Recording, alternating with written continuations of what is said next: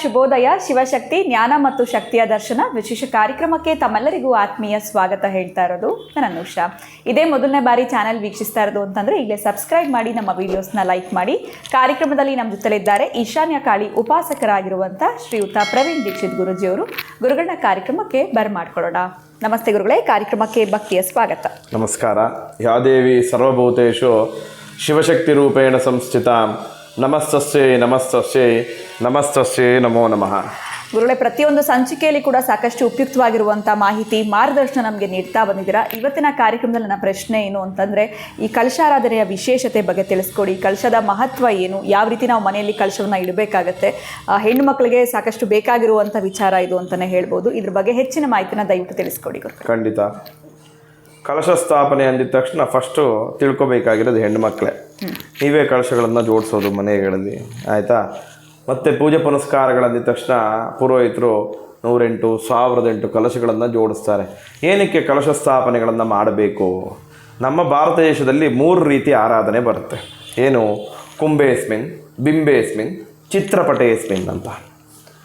ಸತ್ಯನಾರಾಯಣ ಹೇಗಿದ್ದಾನೆ ಅಂತ ನೀವು ನೋಡಿಲ್ಲ, ನಾನು ನೋಡಿಲ್ಲ. ಈ ರೀತಿ ಇದ್ದಾನೆ ಅನ್ನೋ ಒಂದು ಕಲ್ಪನೆಯಲ್ಲಿ ಚಿತ್ರಗಾರ ಬರೀತಾನೆ. ವಿಗ್ರಹಗಳು, ಒಂದು ಮುಷ್ಟಿಗಿಂತ ವಿಗ್ರಹಗಳನ್ನು ಮನೇಲಿ ಇಡಬಾರ್ದು ಅಂತ ಹೇಳ್ತೀವಿ. ಇಟ್ಟರೆ ಏನಾಗುತ್ತೆ ಗುರುಗಳೇ, ನೀವು ಮಾತ್ರ ದೊಡ್ಡ ವಿಗ್ರಹಗಳನ್ನು ಇಟ್ಕೊಂಡಿರ್ತೀರಾ, ನಿಮಗಿಂತ ಮಡಿಯಾಗಿ ಪೂಜೆ ಮಾಡ್ತೀವಿ ಅಂತ ಕೇಳ್ತಾರೆ. ಖಂಡಿತವಾಗಿಯೂ ಮಾಡ್ಬೋದು, ಏನು ತೊಂದರೆ ಇಲ್ಲ. ಏನಂದರೆ, ನೀನು ಅಷ್ಟು ದೊಡ್ಡ ವಿಗ್ರಹ ಇಟ್ಟಾಗ ತ್ರಿಕಾಲ ಪೂಜೆ ಆಗಬೇಕು. ಅಂದರೆ ಬೆಳಿಗ್ಗೆ, ಮಧ್ಯಾಹ್ನ, ಸಂಜೆ ಅಟ್ಲೀಸ್ಟ್ ದ್ವಿಕಾಲ ಪೂಜೆನಾರ ಆಗಬೇಕು. ಏನು ಅಂದರೆ ಷೋಡಶೋಪಚಾರ ಪೂಜೆ. ಏನು ಷೋಡಶೋಪಚಾರ ಪೂಜೆ ಅಂದರೆ ಧೂಪ, ದೀಪ, ನೈವೇದ್ಯ, ಮಂಗಳಾರತಿಯನ್ನು ಮಾಡಬೇಕು. ಈಗಿನ ಹೆಣ್ಮಕ್ಳಿಗೆ ದೀಪ ಹಚ್ಚೋಕ್ಕೆ ಸಮಯ ಇರಲ್ಲ. ಅಂಥದ್ರಲ್ಲಿ ಷೋಡಶೋಪಚಾರ ಎಲ್ಲಿಂದ ಮಾಡ್ತೀರಾ ನೀವು? ನಿಮ್ಮ ಮನೆ ಯಜಮಾನರುಗಳಾಗಿರಲಿ, ಮನೆ ಗಂಡಸರುಗಳಾಗಿರಲಿ, ಅವರು ದುಡಿಮೆಗೆ ಅಂತ ಬೆಳಗ್ಗೆ ಎದ್ದು ಹೊಟ್ಟೋಗ್ತೀರಾ. ಆಗ ಹೆಣ್ಮಕ್ಳೇ ತಾನೇ ಆ ಪೂಜೆ ಪುನಸ್ಕಾರಗಳನ್ನು ಮಾಡೋದು. ಒಬ್ಬ ಮತ್ತೆ ಅತಿಥಿನ ಮನೆಗೆ ಕರ್ಕೊಂಬಂದು ಅವನ್ನ ಕೂಡಿಸಿ ನೀವೇನೂ ಕೊಡದಲೇ ಇದ್ದು ನೀವು ಮಾತ್ರ ರುಚಿಯಾಗಿ ಮಾಡ್ಕೊಂಡು ತಿಂದು ನಿಮ್ಮ ಆಫೀಸ್ ಕೆಲಸ, ನಿಮ್ಮ ವೈಯಕ್ತಿಕ ಕೆಲಸಗಳಿಗೆ ಹೋಗ್ಬಿಟ್ರೆ ಭಗವಂತ ಹೇಳ್ತಾನೆ, ನೀನೇ ನನ್ನ ಉಪವಾಸ ಇಟ್ಟಿದ್ಯಾ, ನೀನು ಉಪವಾಸ ಇರುವಂಥ ಶಾಪವನ್ನು ಕೊಟ್ಬಿಡ್ತಾನಂತೆ. ಅದಕ್ಕೆ ವಿಗ್ರಹಗಳನ್ನು, ಒಂದು ಮುಷ್ಟಿಗಿಂತ ಕೆಳಗಡೆ ಇರೋ ವಿಗ್ರಹಗಳನ್ನು ಲೌಕಿಕ ಪೂಜೆ ಅಂದರೆ ನಿಮ್ಮ ಸಮಾಧಾನಕ್ಕೋಸ್ಕರವಾಗಿ ಆ ಪೂಜೆ ಪುನಸ್ಕಾರಕ್ಕೋಸ್ಕರ ಇಟ್ಕೋಬೋದು ಅಂತ ಹೇಳ್ತೀವಿ. ಕಲಶ ಸ್ಥಾಪನೆ ಅಂದರೆ ಏನು? ನಾವು ಒಂದು ಗಣಹೋಮ ಮಾಡಬೇಕು ಅಂದರೆ 147 ಕಲಶಗಳನ್ನು ಇಡಬೇಕು ಅಂತ ಹೇಳ್ತೀವಿ. ಹೇಗೆ 147 ಕಲಶಗಳು ಅಂದಾಗ ಇಲ್ಲಿವರೆಗೂ ಎಷ್ಟು ಸಂವತ್ಸರಗಳಾಗಿದೆ, ಎಷ್ಟು ಮಾಸಗಳಿದೆ, ಎಷ್ಟು ತಿಥಿಗಳಿದೆ, ಎಷ್ಟು ನಕ್ಷತ್ರಗಳಿದೆ, ಎಷ್ಟು ವಾರಗಳಿದೆ, ಇದನ್ನೆಲ್ಲ ಕೌಂಟ್ ಮಾಡ್ತಾ ಬಂದಾಗ 147 ಕಲಶಗಳನ್ನು ಇಡಬೇಕಾಗಿರುತ್ತೆ. ಒಂದು ಗಣಹೋಮಕ್ಕೆ 147 ಕಲಶ ಅಂದಾಗ ನಾವು ಬರೀ ಗಣಪತಿ ಹೋಮ ಮಾಡ್ತೀವಾ? ಇಲ್ಲ. ಗಣಪತಿ, ನವಗ್ರಹ, ಕುಲದೇವ, ಇಷ್ಟದೇವ, ಆರಾಧ್ಯ ದೈವ, ಇಷ್ಟೂ ದೇವರುಗಳನ್ನು ನಾವು ಆರಾಧನೆ ಮಾಡ್ತೀವಿ ಅಂದಾಗ ಅಷ್ಟೂ ದೇವತೆಗಳಿಗೆ ಎಷ್ಟೆಲ್ಲ ಕಲಶಗಳನ್ನು ಇಡಬೇಕು ಹೇಳಿ? ಅದಕ್ಕೆ ಮಂತ್ರ ಮೂಲಕವಾಗಿ ಯಥಾಶಕ್ತಿ ಅಂದರೆ ಭಗವಂತ ಏನು ನಮಗೆ ಶಕ್ತಿ ಕೊಟ್ಟಿದ್ದಾನೋ ಆ ಶಕ್ತಿಯಲ್ಲಿ ನಾವು ಕಲಶ ಸ್ಥಾಪನೆಗಳನ್ನು ಮಾಡ್ತೀವಿ. ಅಂದರೆ ಕಲಶ ಸ್ಥಾಪನೆಯನ್ನು ಮಾಡಿದಾಗ ಶೀಘ್ರವಾಗಿ ಕಲಶಕ್ಕೆ ಭಗವಂತನ ಆವಾಹನೆ ಆಗುತ್ತೆ. ಅದಕ್ಕೋಸ್ಕರವಾಗಿ ಕಲಶ ಸ್ಥಾಪನೆಗಳನ್ನು ಮಾಡೋದು.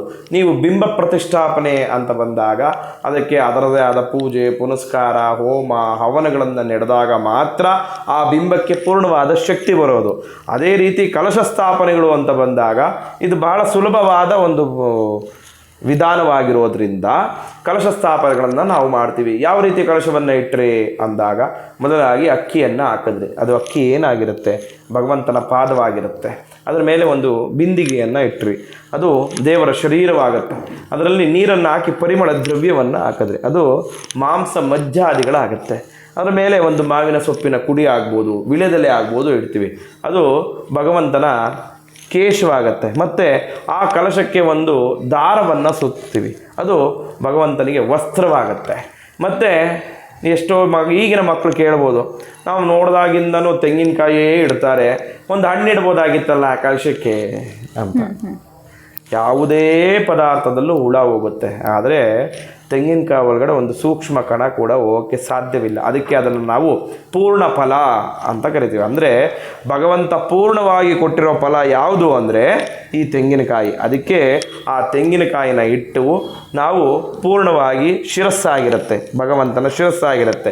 ನಾವು ಯಾವ ರೀತಿಯಾಗಿ ಅಲಂಕಾರವನ್ನು ಮಾಡ್ಕೊತೀವೋ ಅದೇ ರೀತಿಯಾಗಿ ಭಗವಂತನಿಗೂ ಅಲಂಕಾರವನ್ನು ಮಾಡಿ, ಭಗವಂತ ಸರ್ವತ್ರ ಎಲ್ಲೆಲ್ಲೂ ಇದ್ದಾನೆ, ಆದರೆ ನಾನು ಒಂದು ಜಾಗದಲ್ಲಿ ಕುಳಿತು ಪೂಜೆಯನ್ನು ಮಾಡಬೇಕು ಅಂದಾಗ ಈ ರೀತಿ ಕಲಶ ಸ್ಥಾಪನೆಗಳನ್ನು ಮಾಡಿದಾಗ ಮಾತ್ರ ಪೂರ್ಣವಾದ ಕಲಶ ಸ್ಥಾಪನೆಗೆ ಫಲ ಸಿಕ್ಕೋದು. ಮತ್ತು ಕೆಲವರು ಹೇಳ್ತಾರೆ, ಸ್ವಾಮಿ ನಮಗೆ ಕಲಶ ಇಡೋ ಪದ್ಧತಿ ಇದೆ, ತೆಂಗಿನಕಾಯಿ ಇಡೋ ಪದ್ಧತಿ ಇಲ್ಲ ಅಂತ ಹೇಳ್ತಾರೆ ಕೆಲವರು.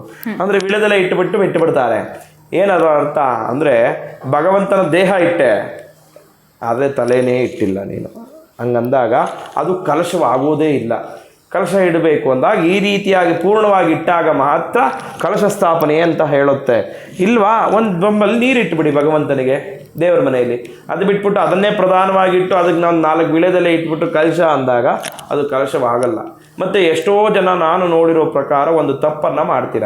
ಏನು, ಇನ್ನೇನು ಶ್ರಾವಣ ಮಾಸ ಬಂತು ಅಂದರೆ ಹೆಣ್ಮಕ್ಳಿಗೆ ಭಾಳ ಖುಷಿಯಾದ ಮಾಸ ಅಂತ ಹೇಳ್ತೀವಿ. ಯಾಕೆ ಹೇಳಿ, ಒಡವೆ ವಸ್ತ್ರಗಳನ್ನೆಲ್ಲ ತೊಗೊಳೋಕ್ಕೆ, ಯಜಮಾನರುಗಳ ಜೋಬನ್ನು ಖಾಲಿ ಮಾಡೋಕ್ಕೆ ಭಾಳ ಒಳ್ಳೆ ಮಾಸವಾಗಿರುತ್ತೆ ಅಲ್ವಾ. ಆದರೆ ಶ್ರಾವಣ ಮಾಸದಲ್ಲಿ ವರಮಹಾಲಕ್ಷ್ಮಿ ಬರುತ್ತೆ. ವರಮಹಾಲಕ್ಷ್ಮಿ ಬಂದಾಗ ಎಷ್ಟೋ ಜನನ ನಾನು ನೋಡಿದ್ದೀನಿ, ಗುರುಗಳೇ ರಾತ್ರಿ 12 ಗಂಟೆಗೆ ಸ್ನಾನ ಮಾಡಿ ಕಲಶ ಜೋಡಿಸ್ಬಿಟ್ಟಿದ್ದೀವಿ ಗುರುಗಳೇ, ಗುರುವಾರ ಮುಗಿದೋಯ್ತಲ್ಲ ಗುರುಗಳೇ, ಶುಕ್ರವಾರ ಹುಟ್ಟುಬಿಡ್ತಲ್ಲ 12 ಗಂಟೆ ಆಗ್ತಿದ್ದಂಗೆ, ಸಂತೋಷ, 12 ಗಂಟೆ ಆಗ್ತಿದ್ದಂಗೆ ನೀವು ಕಲಶ ಜೋಡಿಸ್ಬಿಟ್ರಿ, ವಿಸರ್ಜನೆ ಯಾವಾಗ ಮಾಡ್ತೀರಾ ಅಂದಾಗ ರಾತ್ರಿ 10 ಗಂಟೆಗೆ ಎಲ್ಲ ವಿಸರ್ಜನೆ ಮಾಡಿ ಏನೂ ಇಲ್ದೇ ಕ್ಲೀನ್ ಮಾಡಿ ಇಟ್ಟುಬಿಟ್ಟಿರ್ತೀರ. ಅಂದರೆ ಶುಕ್ರವಾರ ನಿಮ್ಮ ಮನೆಗೆ, ತವ್ರ ಮನೆಗೆ ಹೆಣ್ಣುಮಕ್ಕಳು ಬಂದ್ರೇ ಶುಕ್ರವಾರ ನಾವು ಕಳಿಸ್ಕೊಡಲ್ಲ ಅಂತೀರ. ಅಂಥದ್ರಲ್ಲಿ ಮಹಾಲಕ್ಷ್ಮಿನ ಶುಕ್ರವಾರ ಬರಮಾಡ್ಕೊತೀರಾ ನೀವು. ಅದು ಹೇಗೆ ನೀವು ಕಳ್ಸೋಕ್ಕೆ ಸಾಧ್ಯ? ನಾನು ಎಷ್ಟೋ ಜನಕ್ಕೆ ಹೇಳ್ತೀನಿ, ಆ ತಪ್ಪು ಮಾಡಬಾರ್ದು. ನೀವು ವ್ರತಗಳನ್ನು ಮಾಡಿದಾಗ ಮಾರನೇ ದಿವಸ ಅಂದರೆ ಶುಕ್ರವಾರ, ನೀವು ಯಾರೇ ಮಾಡಿದ್ರು ವರಮಹಾಲಕ್ಷ್ಮಿ ಶುಕ್ರವಾರನೇ ಮಾಡೋದು ಅಲ್ವಾ.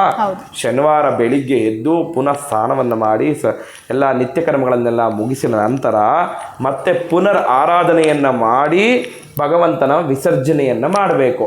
ಆವಾಗಲೇ ಆ ಪೂಜೆಗೆ ಫಲ. ಅದು ಬಿಟ್ಬಿಟ್ಟು ರಾತ್ರಿನೇ ನಾನು ವಿಸರ್ಜನೆ ಮಾಡಿ ಎಲ್ಲ ಕ್ಲೀನ್ ಮಾಡಿಬಿಟ್ಟೆ, ಅಯ್ಯೋ ಸಾಕಾಗಿದೆಯಪ್ಪ ಅಂದ್ಬಿಡ್ತಾರೆ. ಮತ್ತೇನು ಬಂತು ಫಲ?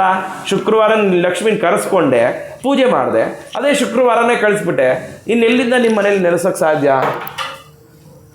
ಹಾಗಾಗಿ ಭಗವಂತನ ಸೇವೆಯನ್ನು ಮಾಡಬೇಕು ಅಂದಾಗ ಅದರದೇ ಆದ ಕ್ರಮ ಇರುತ್ತೆ, ಅದರ ಮೂಲಕವೇ ಮಾಡಬೇಕು. ಅದಕ್ಕೋಸ್ಕರ ನಾನು ಯಾರಿಗೇ ಆಗಲಿ ಹೇಳೋದು, ಯಾವುದೇ ಕೆಲಸವನ್ನು ಮಾಡ್ತೀರಾ ಅದನ್ನು ತಿಳಿದು ಮಾಡಿ, ಆಗ ಪೂರ್ಣವಾದ ಫಲ ಸಿಕ್ಕತ್ತೆ. ಅದಕ್ಕೆ ಕಲಶ ಸ್ಥಾಪನೆಗಳು ಅಂತ ಬಂದಾಗ ಈ ರೀತಿಯಾಗಿ ಕಲಶ ಸ್ಥಾಪನೆಗಳನ್ನು ಮಾಡಿದಾಗ ಮಾತ್ರ ಆ ಕಲಶಕ್ಕೆ ಭಗವಂತನ ಅನುಗ್ರಹ ಸಿಕ್ಕೋದು. ಖಂಡಿತ ಗುರುಗಳ, ಇವತ್ತಿನ ಸಂಚಿಕೆಯಲ್ಲಿ ಈ ಕಲಶಾರಾಧನೆ ಅಂತಂದ್ರೆ ಏನು, ಇದನ್ನ ಯಾವ ರೀತಿ ನಾವು ಮಾಡಬೇಕು, ಇದರ ವಿಶೇಷತೆ ಏನು ಅಂತ ತಿಳಿಸ್ಕೊಟ್ಟಿದ್ದೀರಾ. ಬಹಳ ಧನ್ಯವಾದಗಳು ತಮಗೆ. ನಮಸ್ಕಾರ. ಜಯ ಶ್ರೀಕೃಷ್ಣ.